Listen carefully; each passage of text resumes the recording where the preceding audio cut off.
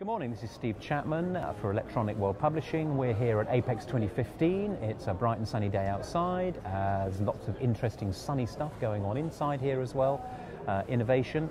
And talking of innovation, I am joined this morning by Hiro Kono, who is the Vice President of Japan UNIX. So, Hiro, welcome.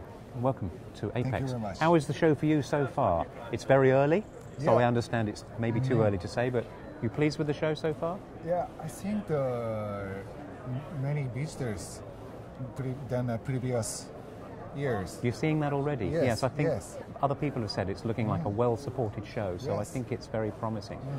I want to talk to you about your technology for soldering. So can you Yes. tell me a little bit about what you're doing at Japan UNIX generally? Yes, we have like a 43 years history of our company, and we're doing soldering, selective soldering Yes. with robotics. And we use soldering iron, laser, and ultrasonic, three of them. So laser is one of the key for this manufacturing. And laser is really high stabilities, and also the soldering spot can be like a smaller to larger point. Yes, you were talking before we started about the technology that you're using. You're able to change the size of the laser beam. Yes, And yes. then not change the height of the laser. Yes, So exactly. presumably you have much better control. How does that impact positively in that solder technology? What does that do for the user? Usually, like selective soldering is from the underneath or from the top. So we have to choose the one size of iron tip. So cannot do like a different design, different size of a circuit board or like pattern. But if we use our laser, usually if the laser spot diameter need to change, that means must change the height of optics. Yes. But for our laser system, we can keep same distance, same height. Then we can change the diameter sizes from small to large size. So that means if we have so many variety of components on one circuit board, you don't need to choose like 2-3 machine. You can use one machine to change the solder spot. So that's the advantage. It's actually being able to provide a range of soldering solutions on the single machine. Yes. All of which is robotic controlled. Yes. So you've got complete 3-axis control Yes. over that as well. That's very good. So how long has this technology been out, and is there anything new that you've It's brought just to it? really new. We just launched it like last year. Yeah. Yes, and we already sold a couple, but still new in this market. So what's the feedback? What are customers saying? People out there using it? How are they getting on with it? They say like they can use one machine for several kind of circuit board.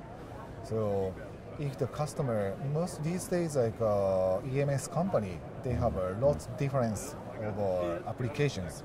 Indeed. So they need to change all the items like jigs and optics and those kind of stuff. But if they use a machine, they no need to change anything.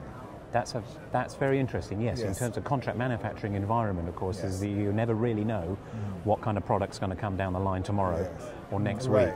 And so I suppose you're talking real flexibility in being able to adapt Yes. your soldering technology, Yes. presumably with software, Yeah. just to match a new board. Yes. Yeah. Exactly. How do you get the data into the machine? How does the data run? Is it a CAD download? Is it? Okay. Yeah. So the customer choose anyway. We have our robotics. Yes. This one is controlled by one teaching pendant to teaching the position and everything, but also like something like a machine. I mean, how can I say, integrated system. Yeah. They're controlled by a PC software. Yeah. So everything done from our keyboard.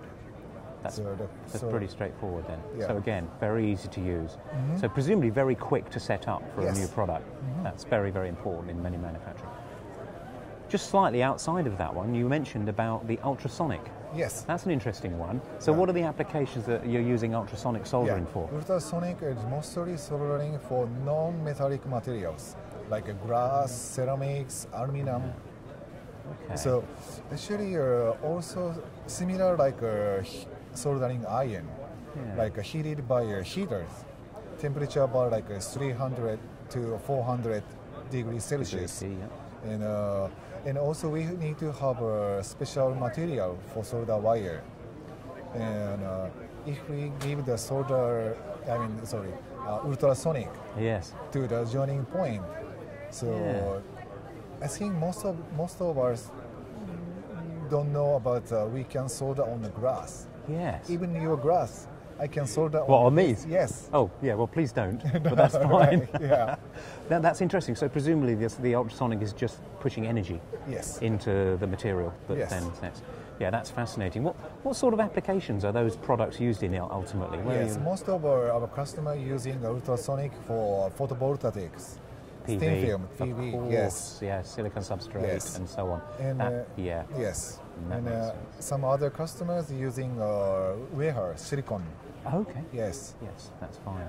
That's fascinating. It sounds like you've got a good range of products, and it's I think you've got plenty of applications. Yes. Well, I'd like to wish you every success with the show. I think it's going to be a great show. So, Hirokano, thank you very much. Thank you very much. Thanks for coming along. Thanks. Thank you.